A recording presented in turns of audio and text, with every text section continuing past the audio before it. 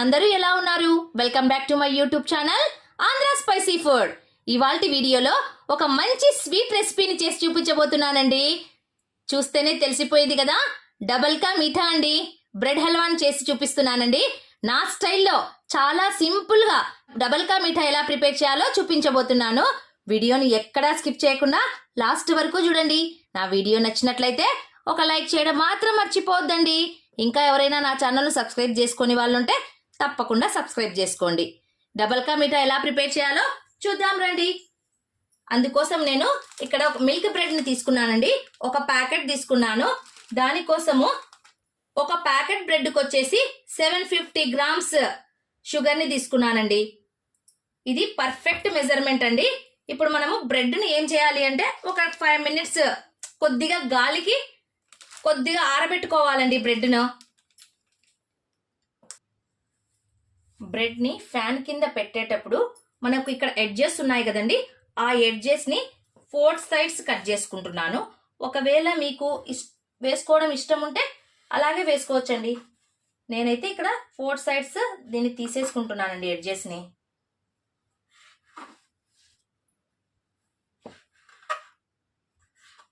చూడండి, ఈ విధంగా బ్రెడ్నంతా నేను ఈ విధంగా ఎడ్జెస్ని తీసేసుకొని ఒక 5 మినిట్స్ మనం డ్రై ఫ్రూట్స్ ఫ్రై చేసుకునే లోపు ఇవి ఫ్యాన్ కింద పెట్టేసుకుందాము. కొద్దిగా క్రిస్పీగా తయారవుతాయండి.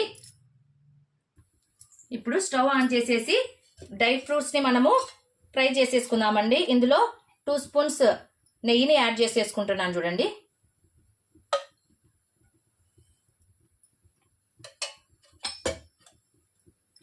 ఇక్కడ నేను కాజు, బాదం, పుచ్చగింజలండి, పుచ్చకాయ గింజల్ని వేసేసుకుంటున్నాను. కిస్మిస్ వేయట్లేదండి. ఎక్కువ రోజులు నిల్వ ఉంటే కిస్మిస్ వేయడం వల్ల మనకు స్వీట్ చెడిపోతుందండి. అందుకోసం అనేసి నేను ఇందులో కిస్మిస్ని యాడ్ చేయడం లేదు.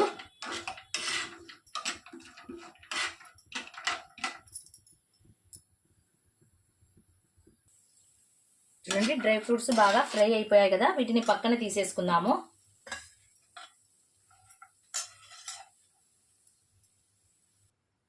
ఇదే ప్యాన్లో నేను ఈ బ్రెడ్ స్లైసెస్ని డీప్ ఫ్రై చేయట్లేదండి.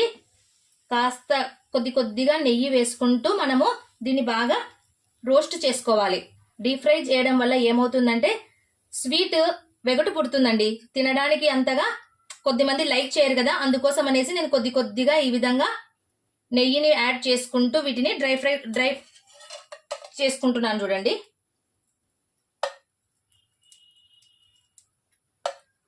ఈ విధంగా కొద్దిగా నెయ్యిని యాడ్ చేసుకోవాలండి. 2 సైడ్స్ దీన్ని బాగా రోస్ట్ చేసుకోవాలి. ఈ విధంగా 2 సైడ్స్ ఘీని యాడ్ చేసుకుంటూ టర్న్ చేసుకుంటూ మనము బాగా రోస్టెడ్గా వచ్చే వరకు మనము బ్రెడ్ని ఫ్రై చేసుకోవాలి. చూడండి, దీనికి డీప్ ఫ్రై చేయాల్సిన అవసరమే లేదండి. ఈ విధంగా చిన్నగా మనము చూడండి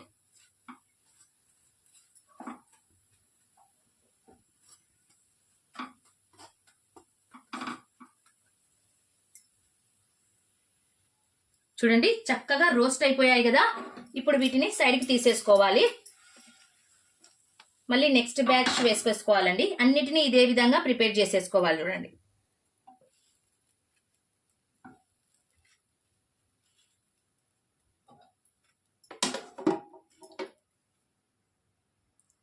చూడండి అన్నిటినీ ఈ విధంగా రోస్ట్ చేసేసుకున్నాను. ఇప్పుడు మనము ఒక బ్రెడ్ ప్యాకెట్కి వచ్చేసి నేను ఇక్కడ 1 లీటర్ పాలను తీసుకున్నానండి. ఇందులో నేను వాటర్ని యాడ్ చేయట్లేదు, ఓన్లీ పాలను మాత్రమే వేసేసుకుంటున్నాను. చూడండి, ఇప్పుడు బాగా పాలను మరిగించుకోవాలి. నేను చెప్తున్నాను చూడండి, పర్ఫెక్ట్గా ఒక బ్రెడ్ ప్యాకెట్కి వచ్చేసి 1 లీటర్ పాలు, 750 గ్రామ్స్ షుగర్ని యాడ్ చేసుకోవాలండి. అది పర్ఫెక్ట్ మెజర్మెంట్ అండి. ఇప్పుడు పాలను బాగా మరగనిద్దాము. పాలు మరగడం స్టార్ట్ అయ్యాయండి. ఇప్పుడు మనం ఇందులోనికి షుగర్ని యాడ్ చేసేసుకుంటున్నాను.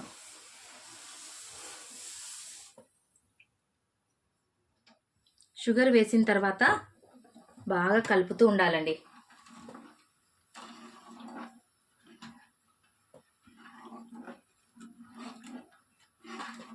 ఒక 10 మినిట్స్ దీన్ని షుగర్ని పాలలో బాగా ఉడికించాలి.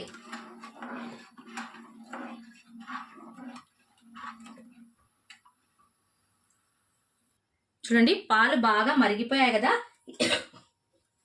ఇప్పుడు ఇందులోనికి నేను 1 స్పూన్ యాలకుల పొడిని యాడ్ చేసేసుకుంటున్నాను.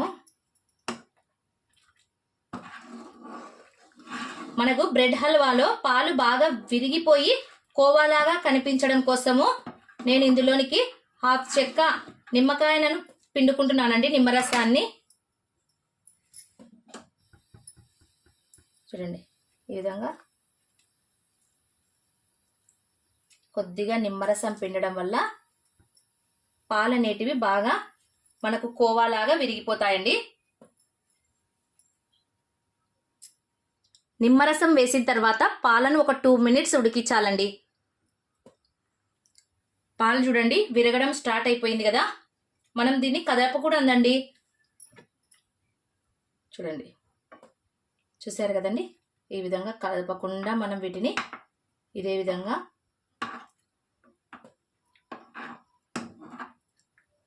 చూడండి ఎంత చక్కగా విరిగాయో. చూడండి ఇప్పుడు మనం ప్రిపేర్ చేసుకున్నటువంటి బ్రెడ్ స్లైస్ ని ఇందులోనికి వేసేసుకోవాలండి.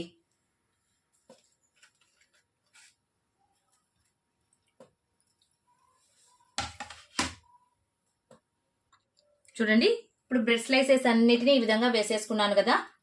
కొద్దిగా ఈ విధంగా మనకు సిరప్లో అద్దినట్లుగా అనుకొని ఒక 10 మినిట్స్ దీనికి రెస్ట్ ఇచ్చేసేయాలండి. అప్పుడు ఈ బ్రెడ్ అనేది బాగా సిరప్ని పీల్చుకుంటుంది. చూడండి కోవాలాగా కనిపిస్తుంది కదా.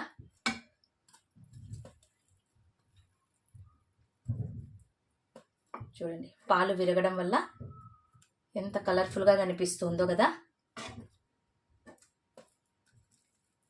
ఇప్పుడు బ్రెడ్స్ బాగా సిరప్ని పీల్చుకోవాలండి.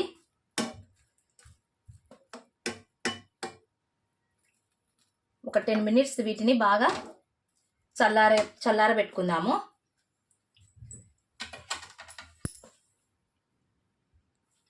చూడండి 10 మినిట్స్ తర్వాత చూస్తే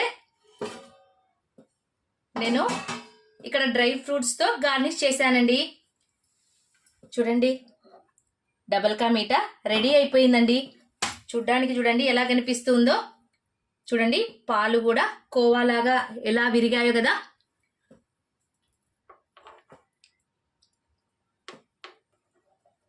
చూడండి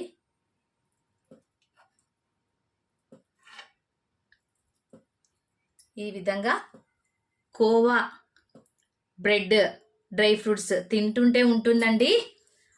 అస్సలు అది వర్ణనాతీతం అండి. ఆ టేస్ట్ని చెప్పలేమండి.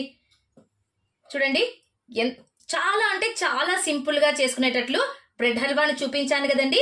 నా వీడియో మీకు నచ్చింది అనుకుంటున్నానండి. నా వీడియో నచ్చినట్లయితే లైక్ చేయండి, మీ ఫ్రెండ్స్ అండ్ రిలేటివ్స్కి షేర్ చేయండి.